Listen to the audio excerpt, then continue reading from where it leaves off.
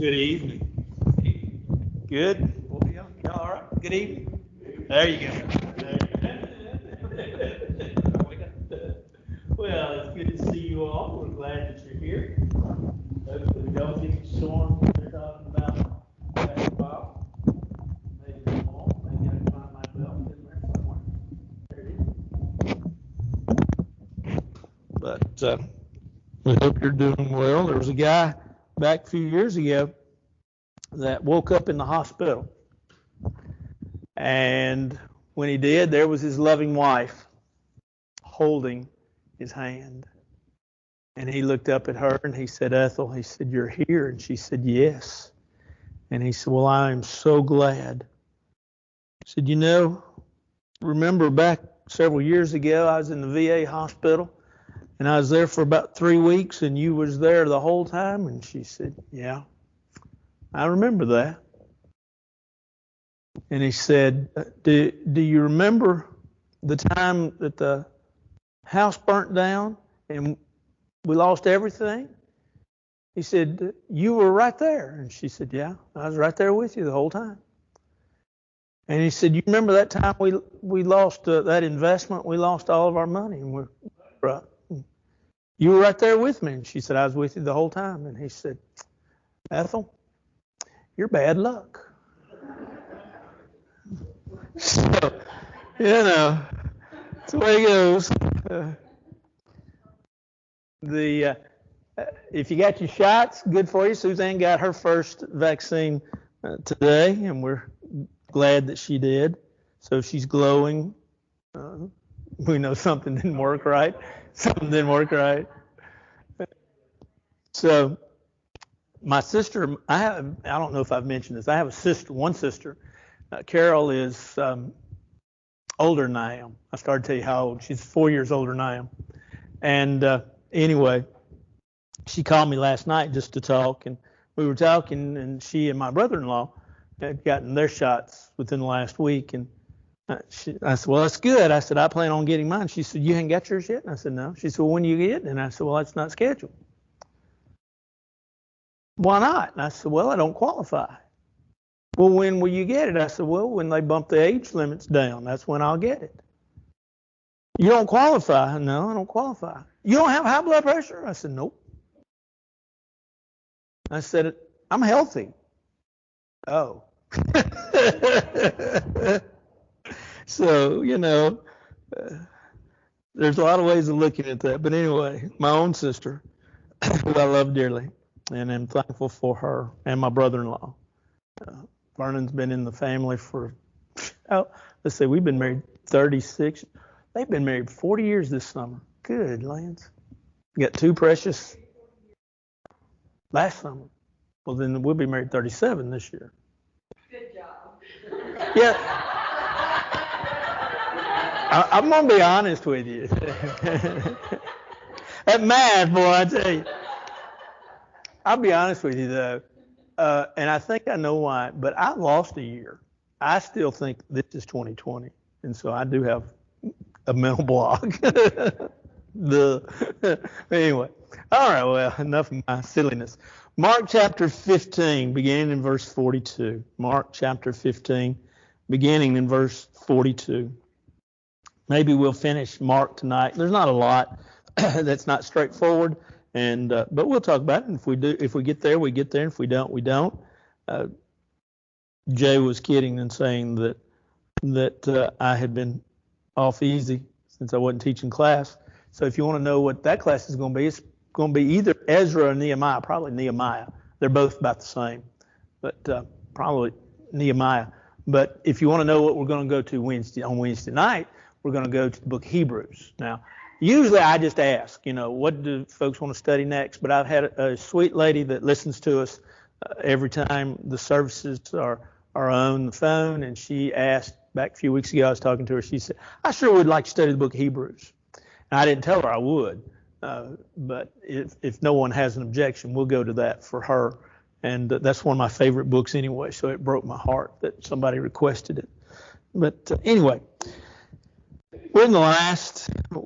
Jesus has already been crucified. Last really minutes from the standpoint of he has been crucified, he's been buried, or he is going to be buried tonight in what we're studying.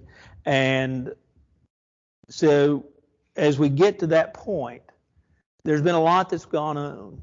There's been a lot that's taken place. And it is fixing to be the Sabbath. Sun's going down. Sabbath starts on Friday night. And so Jesus is still on the cross, but needs to be taken down. Because according to Jewish law, the book of Deuteronomy, I believe it's the 22nd chapter, says that individuals should not hang on the cross during the Sabbath day, or a high day, which was considered the Sabbath, but also the high day because it was the Passover. And so it was evening, verse 42 says, and it had come because it was the preparation day, that is, the day before the Sabbath. Joseph of Arimathea, a prominent councilman who was himself waiting for the kingdom of God coming and taking courage, went into Pilate and asked for the body of Jesus. Now, we don't have a lot with regards to Joseph of Arimathea. He's mentioned also in John 19, and he evidently was a follower of Jesus to a degree. And I say to a degree because we don't know, and so I want to give him the benefit of the doubt. But it is interesting that he comes and asks for the body of Jesus, which would lean us towards the fact that he was one that was following Jesus, had listened to Jesus, heard, had seen, and was convinced. And so had faith. Notice that even Mark says taking courage. Probably from two aspects. Courage from the standpoint of going, first of all, into Pilate and talking to Pilate. And second of all, courage for going into Pilate and asking for the body of Jesus. This was not a feat that would have been done by even the boldest of individuals. But Joseph of Arimathea, a man probably of means, he's part of the council, part of the Sanhedrin evidently, but he goes in, he asks for the body of Jesus, and Pilate marveled. But Pilate marveled that Jesus was already dead, that he had died so quickly. And summoning the centurion, he asked him if he had been dead for some time. So when he found out from the centurion, he granted the body to Joseph. Then he bought fine linen, took him down, wrapped him in linen, and he laid him in a tomb which had been hewn out of the rock, and rolled a stone against the door of the tomb. Let's just stop right there for just a second. We also know that in John 19, that helps us a little bit, that Nicodemus helped Joseph of Arimathea. The same one that, that's not right. Let me see. John chapter 7 is mentioned, and then he began in John 19. Is that right? Yeah, John 19, verse 39. Nicodemus goes, and Nicodemus, of course, approached Jesus in John 3, but then is found in John 7 defending Jesus, and also then in John 19.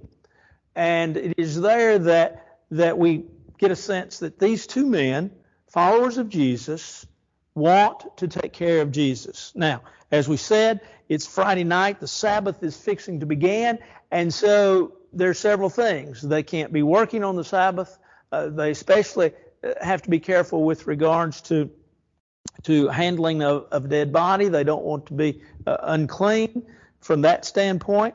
And so they quickly prepare him enough to put him in the tomb at least till when? Sunday. Yeah, at least till Sunday. Because remember, Jesus had said how many days he would stay in the tomb? 3 days. That he'd stay in the tomb 3 days, and we'll talk about that in just a second when we get a little further down in Mark 16.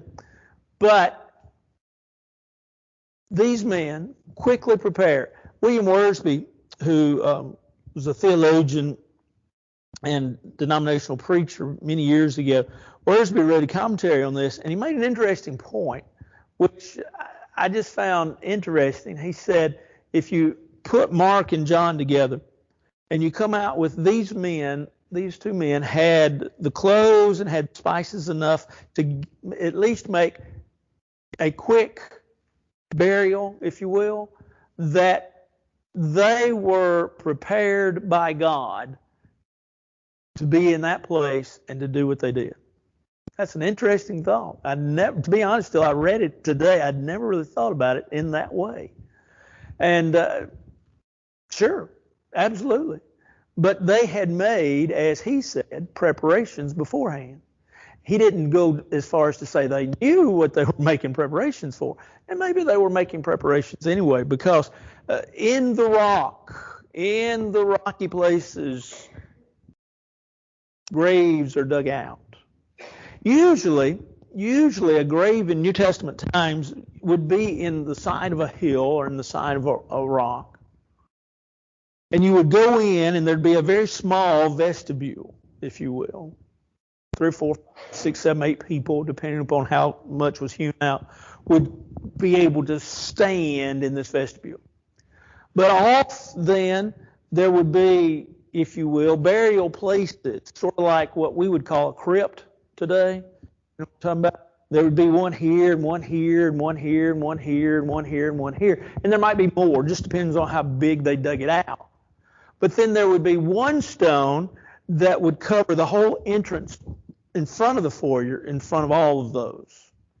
And usually, the stone could weigh up to 2,000 pounds. Usually was round and was rolled into or in front of the tomb in such a way that it was lodged, the stone would be lodged in such a way that it could not be moved. Now, if you remember, and we don't have this in Mark's account, that the tomb was sealed as well.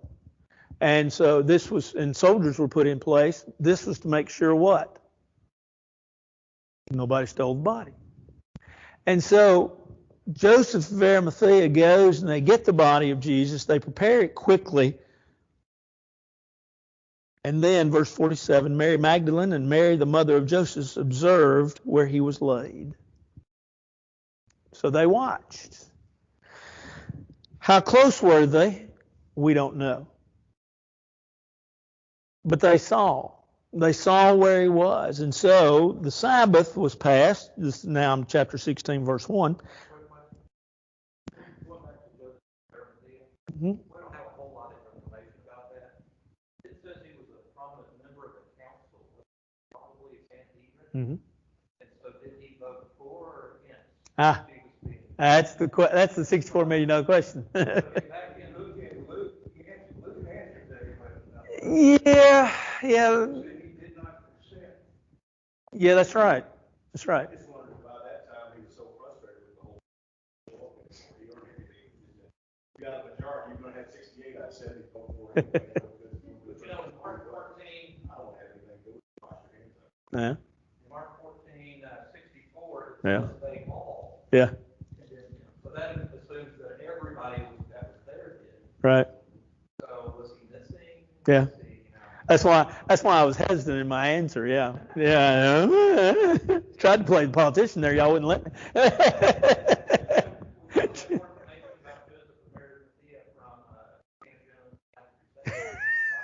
Yeah. True. It is true. Yeah. Yeah. Yeah. I don't know the answer to it, but yeah. Anything else? The Sabbath was passed now, so we're talking about by the time we get to chapter 16, verse 1, where are we today? Sunday. Mary Magdalene, Mary the mother of James, and Salome bought spices. They might come and anoint him. Mary Magdalene, we familiar with? Who's that? Mary of Magdalene? Yeah. Jesus took care of her, if you will, and she believed. Mary, the mother of James, also the mother of who? John. Joseph. John. Who else? Jesus. Yep. And Salome.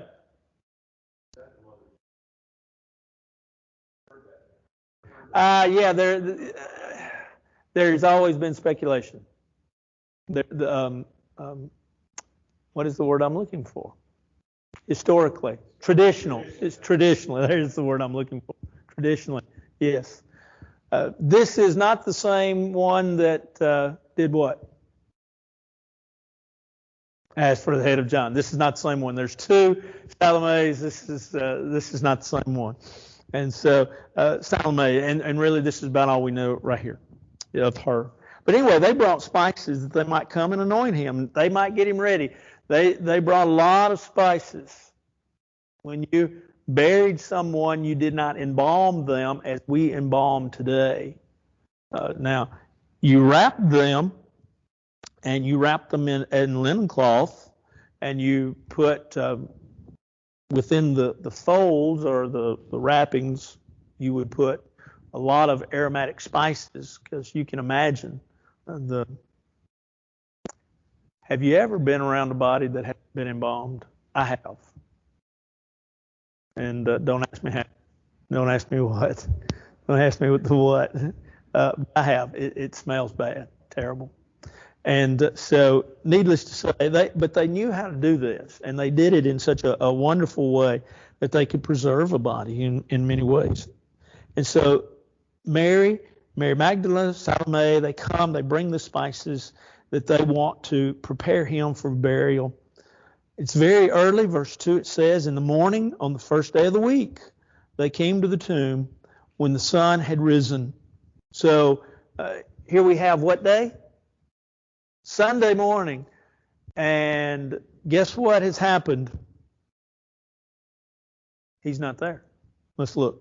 Verse 3, they said among themselves, who will roll away the stone from the door of the tomb for us? See, now that would be a natural concern. 3 women going up to a tomb. Exactly how big the tomb was and how big the stone was, we don't know. But from a historical standpoint, we do know that these stones were, like I say, wedged in there. And a lot of times the way they fixed the earth, they rolled down a slight hill till they were right in front of the tomb.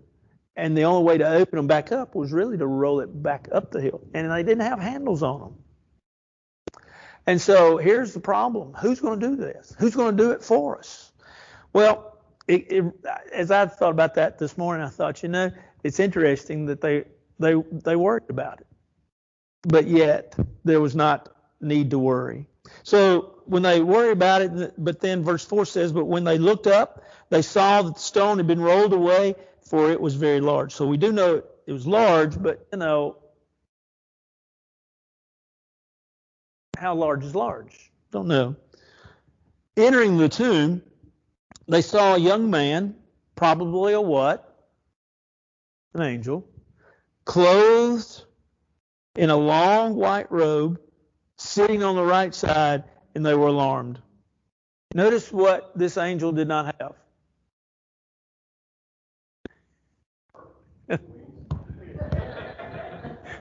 A halo, George is back there. A halo, yeah. Yeah. These things we associate with angels.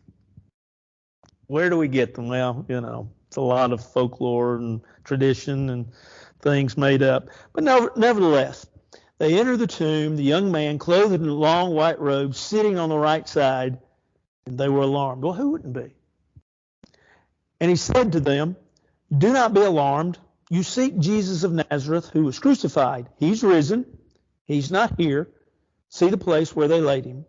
And I think John helps us out there. It talks about his clothes and his what would really amount to what they did was they wrapped the body and then they put, for lack of a better term, where we would understand it, like a handkerchief over their face. This is folded. Brother J.W. McGarvey has a great little treatise of this in his little commentary. I didn't read it today, a long time ago, but laid off to the side. John helps us with that, to tell us that. But they look in and they see that he's not here. He's not here. He's risen. See the place where he laid. But go tell his disciples and Peter that he was going before you into Galilee. There you will see him as he said to you. There's something about this that's just fascinating to me. Go and tell his disciples and Peter. Why do you suppose? And it's a supposition, so you can't be wrong. Why do you suppose? And Peter. He was still hiding. Still hiding.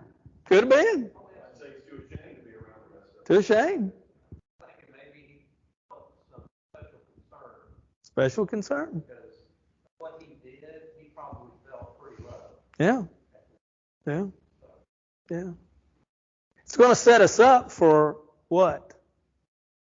John 21. Yeah. Do you love me? Yes. It's going to set us up for that. But go and tell Peter. Now, I want to stop right here. I want to talk for just a minute about the resurrection of Jesus Christ.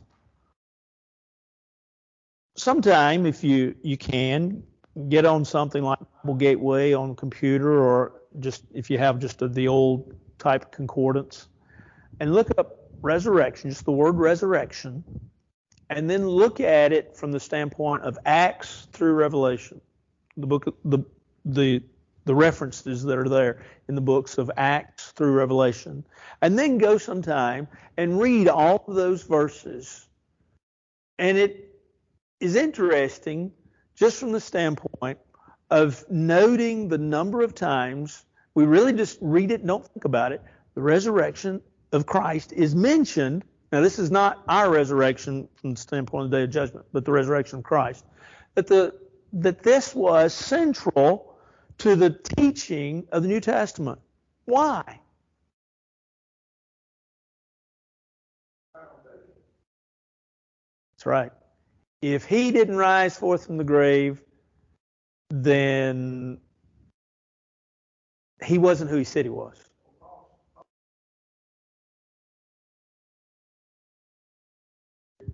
Our preaching's, that's right. Your faith's in vain, our preaching's in vain.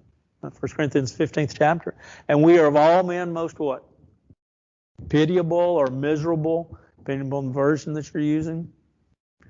And so the resurrection was the foundation.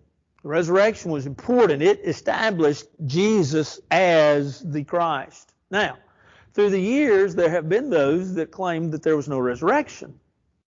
And there's been all sorts of thoughts brought forth. Some said that the body was stolen by the apostles. Well, there's a problem with that. What's the problem? Problem would be what? There were soldiers there. They would have lost their life. The Romans would have killed them and thought nothing of it if they'd lost the body of Jesus. So that doesn't fly. Another one is what's called the Swoon Theory. And that is that Jesus really didn't die. He just swooned. He just was almost dead. Well, there's a lot of things wrong with that. Number one being that, remember when they pushed the spear into his side and the water flows, showing death, first of all, as a signal of death, and so they didn't break his legs or leg.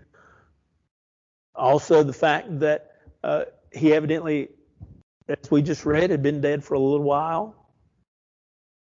And so this one doesn't fly. There's also, some have put forth that the apostles imagined that Jesus died. Well, there's a problem with that theory. That theory is that you're imagining that 12 people, or 11 people, imagined this.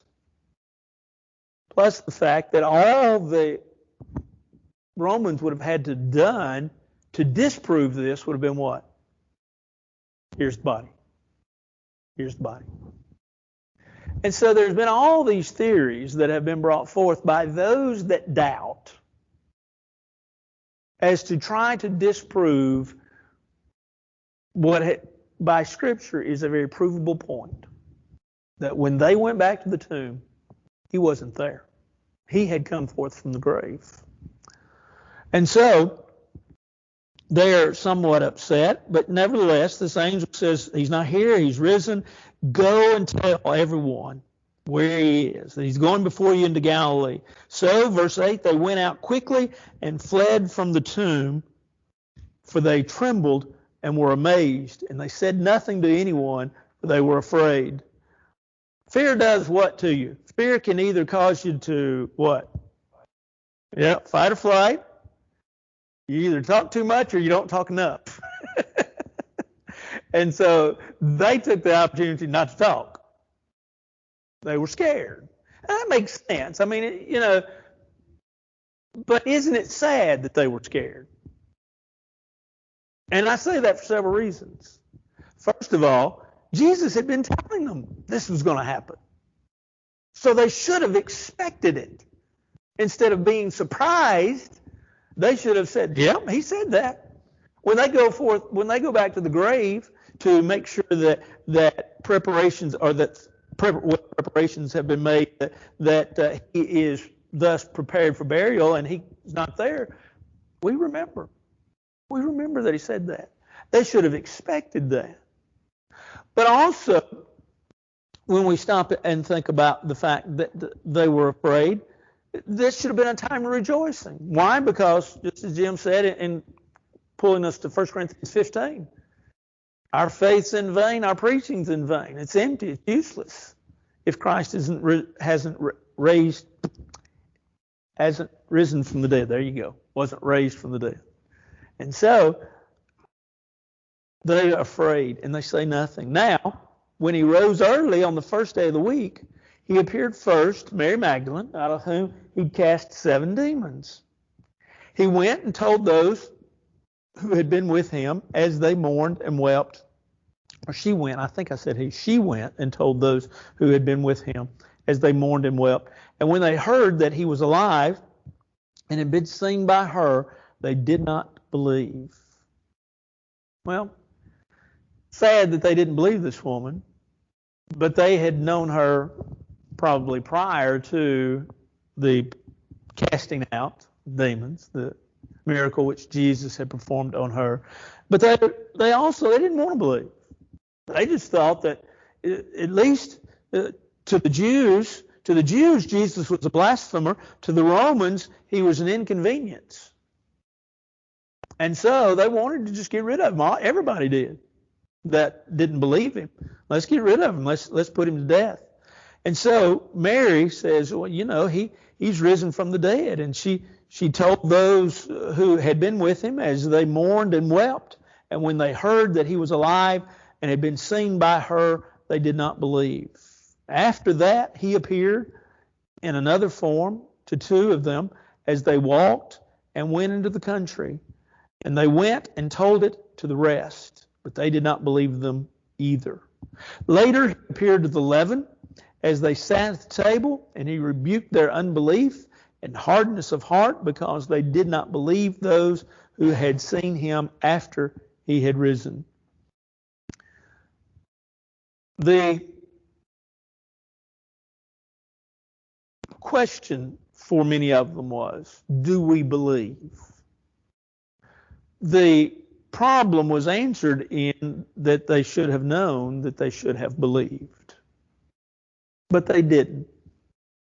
But let's don't throw them under the bus. Let's don't throw the baby out with the bathwater. Let's don't talk about how bad they were. Let's just say that they were from Missouri and they had to be shown. And yet they still were having trouble putting all of it together, putting the whole story together, seeing the whole picture. Now remember, they're in the middle of it, and they're not, as we are, years removed and on the outside looking in. They're in the middle of it, dealing with all the issues. And they're having issues themselves believing. Now, if you put Matthew, Mark, Luke, and John and 1 Corinthians together, Jesus appeared different times, just in the accounts that we have, to over 530 individuals. In other words, Jesus showed himself, because remember 1 Corinthians 15 mentions that at one time he showed himself to 500 individuals. And basically to all the apostles, to Mary, and so forth, so that Jesus showed himself to enough people that they could claim, he did. He had enough eyewitnesses, as you will, that yes, he came forth out of the grave. If they did, whether they believed or they didn't believe, after Jesus come around 3 days, that's the first place they would go. Yeah. Hey, let's go see if this is true. Yeah. They didn't do that. Yeah. Sit back away. Yeah. Now let's look at that for a minute. Why?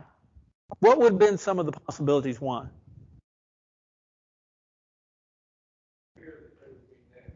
Fear that they'd be next. That's a good one. I mean, we're assuming now. What's another one? What was the day before? Sabbath, right? Couldn't do anything on Sabbath. What was another? How about the fact that they, as individuals, like you say, afraid, they were fearful.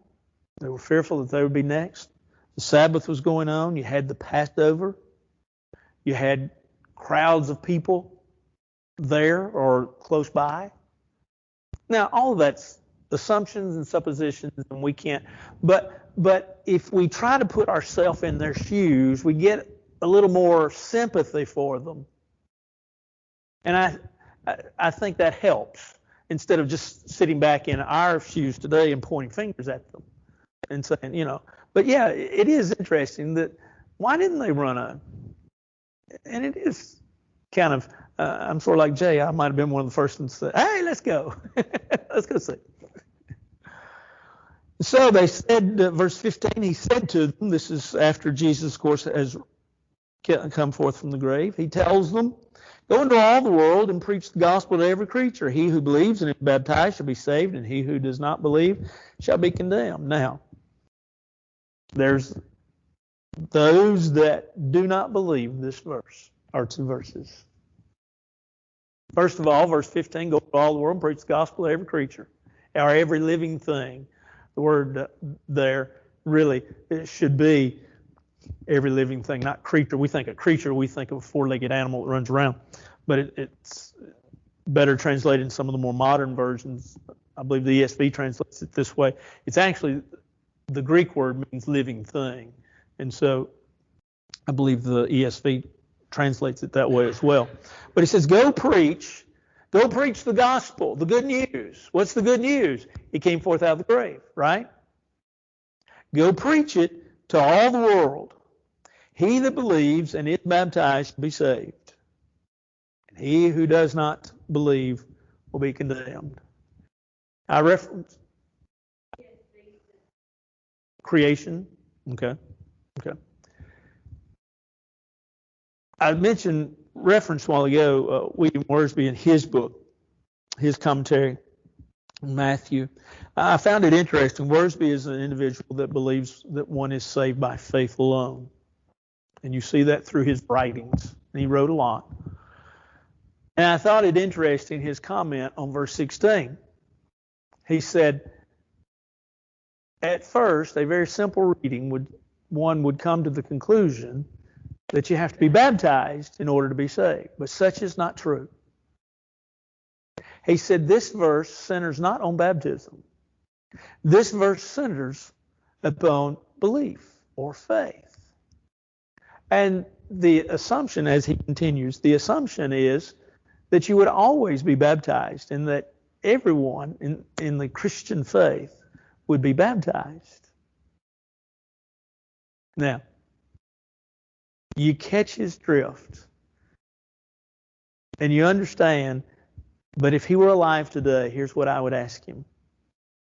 If this verse centers solely, only on belief, and if one does not believe, then they're not going to be baptized.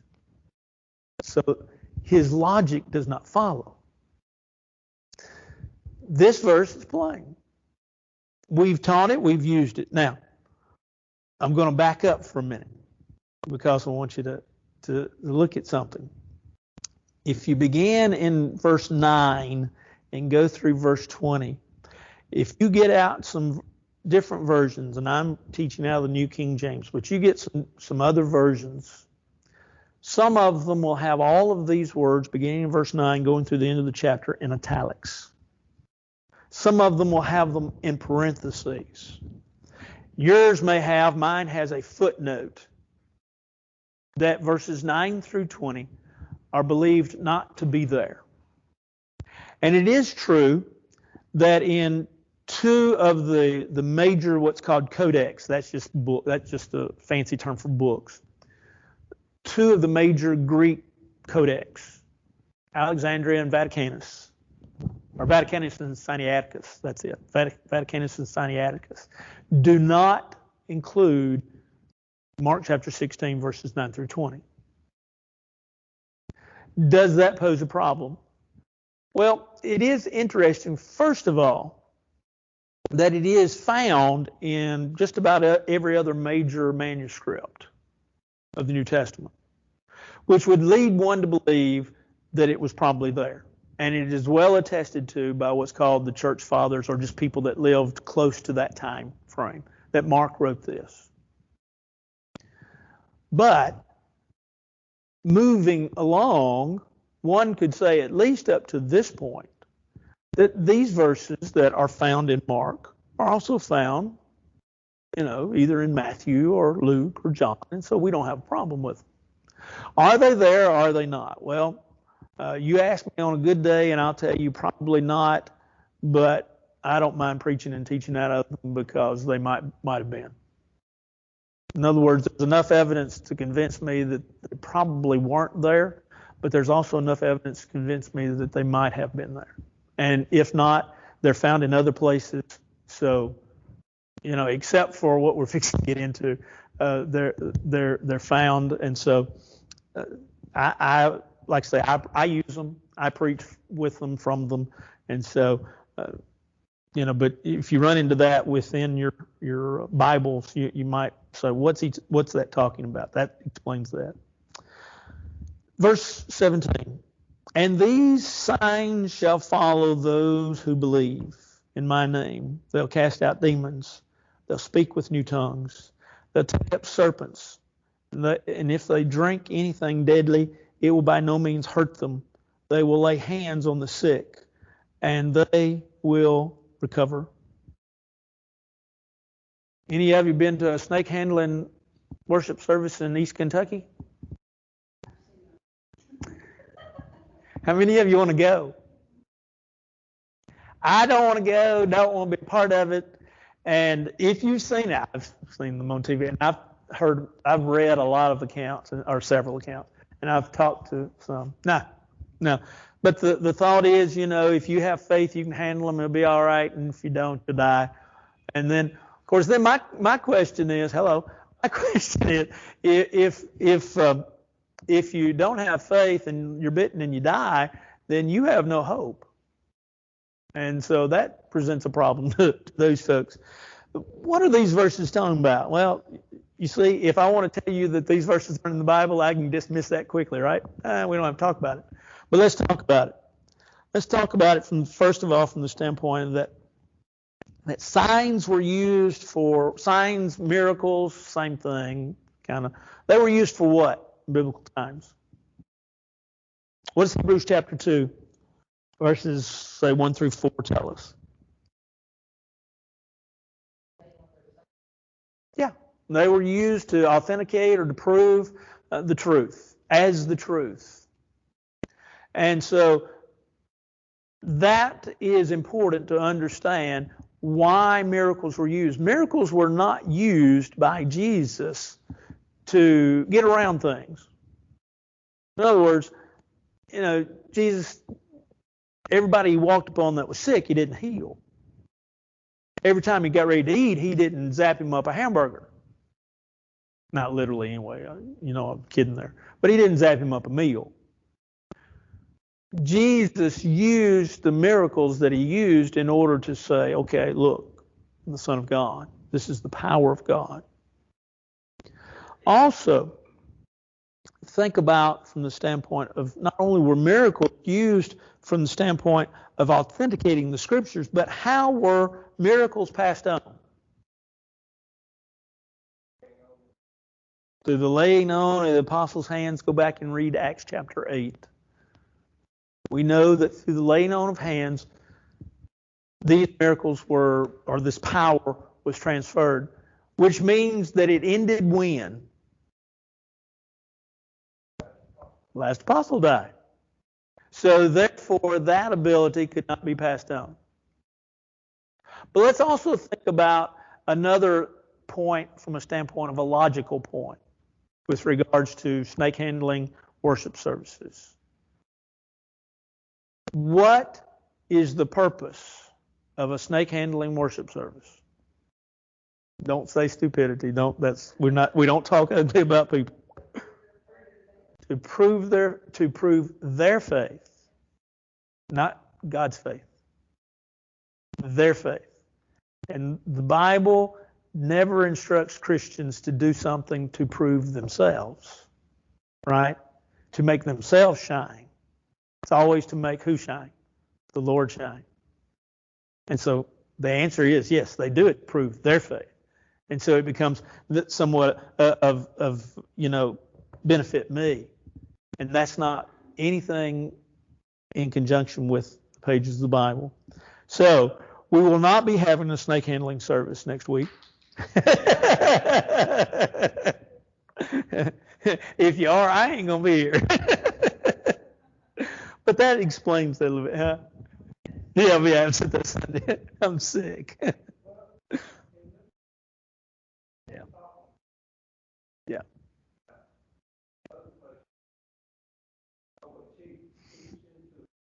Right.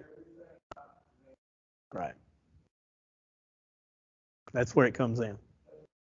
Right.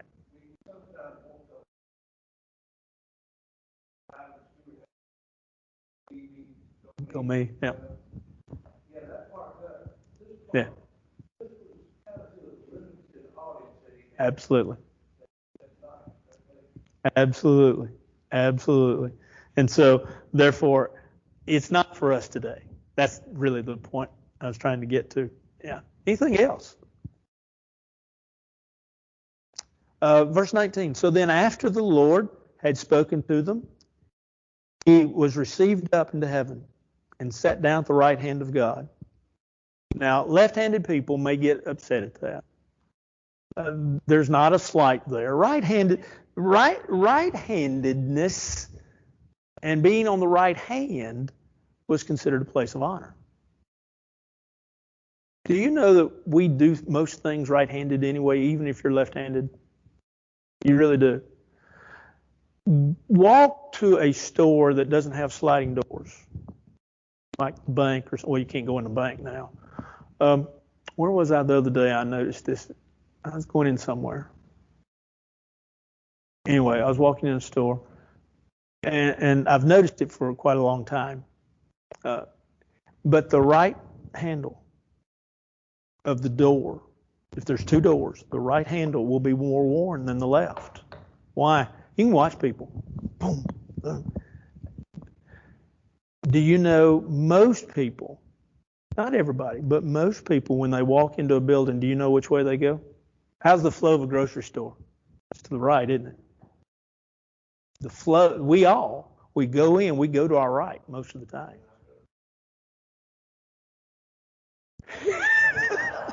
Explain why, doesn't it? Okay, we're closed right now. Let's go home. There's always some. Well, I will tell you though, on the public app, if you put all your stuff in, Yeah. it does have you going. Right. Yeah. I always have to scroll to the bottom and go back.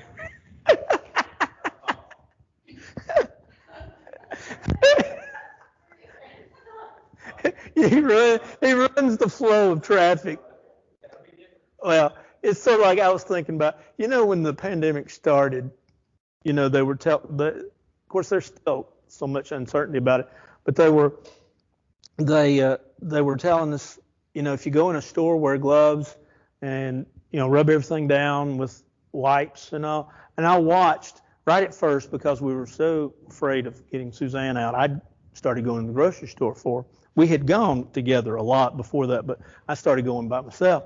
And I watched a lady one Friday afternoon. I came in and I told Suzanne, I said, you won't believe what I saw. She said, what? I said, I saw a lady with a glove on her hand. She said, well, that's all right. I said, no. She had a glove on her left hand. She was picking everything up with her right hand. And so, we are what we are. But nevertheless, right hand, being on the right hand of God just simply is a place of importance, is a place of preference, it is a place of prestige. And so this is where Jesus sits, as it said. He sat on the right hand of God. And they went out and preached everywhere, the Lord working with them and confirming the word through the accompanying signs. Amen. Yes, the signs did continue. We're not saying they stopped. They continued. Like I said, Acts 8, they were passed on through the apostles. But they ended when the last apostle died. And why would you suppose that they would end? I know somebody's going to say, well, dummy, the last apostle died. But Scriptures would have been complete. And that's all we needed. And that's what we have. We have the truth. We have the Bible. And that therein lies the whole story. And that's all we need. Anything anybody needs to ask or say or... Well, you thought we'd never get through with Mark. We hadn't got through with Matthew. So you think Hebrews is going to take us forever. I'll try to move it along. I'll try to move along a little faster. But we will be talking about the book of Hebrews. We will start there next week. And like I say, unless somebody has an objection. Does anybody have an objection? But I've been asked, and so I'll do it. It's a great book. Has a lot of Old Testament in it. A lot of Old Testament. And so we won't go back to the Old Testament and look at it, but we'll make reference to the Old Testament in it. But anything else?